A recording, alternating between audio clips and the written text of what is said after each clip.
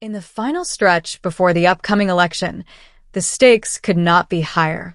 The energy across the United States is palpable, as candidates and their supporters are putting everything on the line. From crowded rallies to last-minute ads, both parties are pulling out all stops to rally their bases and secure every possible vote. Amid this fervor, early voting trends are becoming a focal point for analysts, with many predicting a troubling outlook for former President Donald Trump.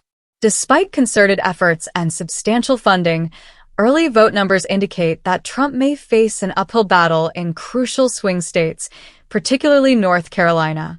Today, we're diving deep into the latest polling data, early voting numbers, and on-the-ground trends with expert insights from political strategist Matthew Dowd. Known for his experience across both Democratic and Republican campaigns, Dowd brings a wealth of knowledge on the intricacies of election data. He joins us to dissect the recent polls and reveal what they might signify for Trump's chances. From North Carolina to Nevada, we'll explore how these trends could shape the election and whether the so-called red wave of early voters could actually be masking a deeper advantage for Vice President Kamala Harris. 1. The current polling landscape. Polls are often seen as snapshots of public sentiment at a given moment, but interpreting these snapshots, especially in a highly polarized environment, can be complex. According to Dowd, 6 national, nonpartisan polls conducted over the past few days have consistently shown a modest but stable lead for Kamala Harris. In these surveys, Harris holds an advantage ranging from 2 to 4 points.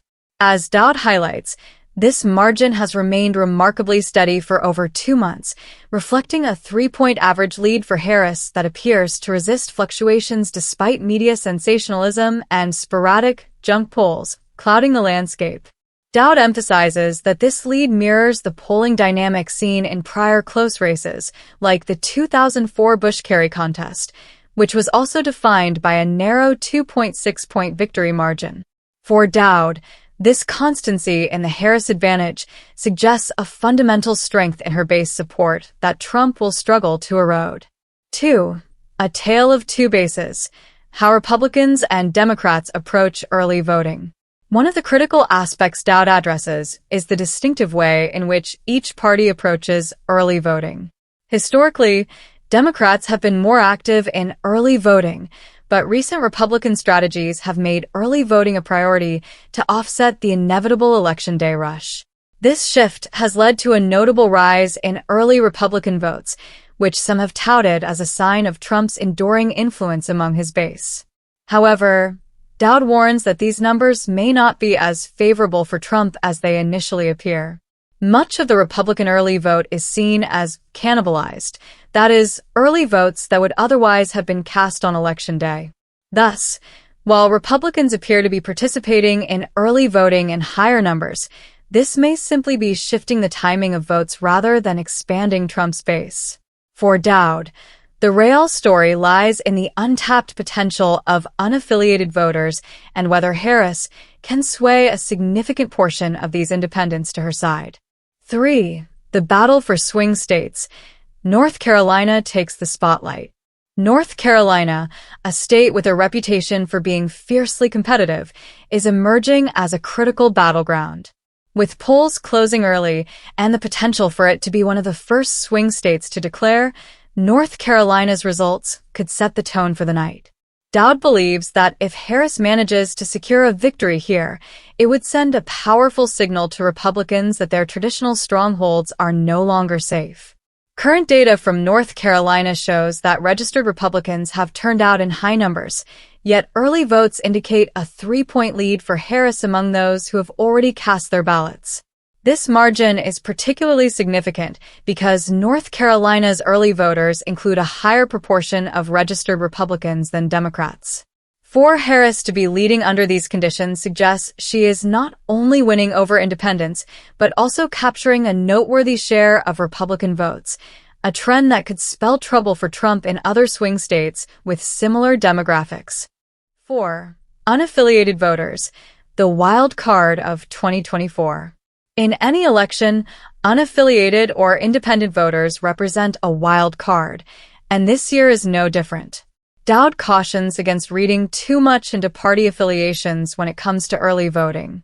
Unlike in past cycles, many unaffiliated voters are participating in early voting, and while it is unclear where their allegiances lie, Dowd believes they may lean towards Harris. This shift among independents is not isolated to North Carolina. Across several key states, including Pennsylvania, Michigan, and Wisconsin, polling data suggests that unaffiliated voters are more likely to favor Harris. These states, traditionally bellwethers for national outcomes, show early signs of tilting towards the vice president, potentially creating a domino effect that could sway other battlegrounds. 5. Nevada. A case of early voting misinterpretation? While much of the focus is on North Carolina, Dowd highlights Nevada as a cautionary tale for overinterpreting early voting numbers. Despite concerns raised by some analysts about Democrats lagging in early votes, Dowd remains optimistic, citing 2022 as a prime example of misreading Nevada's early voting landscape. At that time, early numbers seemed to favor Republicans, but Democrats ultimately surged in the final days to secure a win. Dowd reminds us that only about half of the anticipated votes have been cast in Nevada, and it is premature to draw conclusions. With many independents and Republicans potentially leaning towards Harris, he believes the early vote count may not tell the whole story. 6. The psychological edge, momentum, and the optics of crowds. Beyond polling data, the optics surrounding each candidate's campaign play a psychological role in shaping public perception. Trump's recent rally at Madison Square Garden, for example, has drawn widespread criticism for its underwhelming turnout, while Harris has been drawing crowds in the tens of thousands. For Dowd, the energy, or lack thereof, at Trump's events is indicative of deeper challenges within his campaign. Events like these not only energize supporters, but also serve as a gauge for public enthusiasm.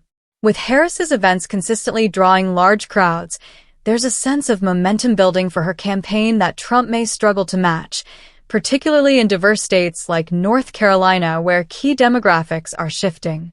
7. Historical context. Why this race resembles 2012, not 2020. One of Dowd's central arguments is that the 2024 election bears more resemblance to the 2012 Obama-Romney race than to either the 2016 or 2020 Trump elections. In 2012, Obama was tied with Romney in the weeks leading up to Election Day, only to pull ahead decisively at the last moment. Dowd contends that similar dynamics are at play here, with many Democratic voters likely to turn out on Election Day, defying early predictions of a tight race. This historical parallel also underscores Dowd's belief that Trump's base may be overestimated. In swing states like Pennsylvania, Michigan, and Wisconsin, he argues that polling models may be underestimating Harris's support, just as they underestimated Democratic turnout in 2012. 8. The GOP's challenges with changing demographics.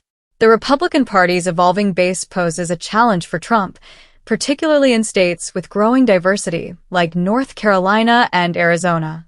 As Latino, African American, and younger voters become more influential, they could offset the traditional Republican advantage. This demographic shift is most apparent in urban and suburban areas, where early voting trends suggest an inclination towards Harris. Dowd posits that North Carolina is especially telling. If Harris manages to carry North Carolina, it could signify a broader shift, not only in the state but across the South. This potential victory would not only reflect a demographic realignment, but also challenge the Republican strategy of relying heavily on rural, white voters. With the clock ticking down to Election Day, every vote and every trend matters. While Trump's base remains loyal, early voting numbers indicate that he may face a tougher battle than anticipated. From North Carolina to Nevada, the early vote trends tell a story of a highly motivated Democratic base, a surge of independent voters leaning towards Harris, and a Republican strategy that may be overstating its early vote strength. As we await the final results, one thing is clear. This election will test the strength of traditional political alliances and could potentially reshape the American electoral landscape. Whether or not Trump can overcome these early signs remains to be seen, but for now, Harris seems to hold a narrow yet critical advantage. In a race defined by small margins, every vote will count, and every early vote may signal the direction of this closely watched election.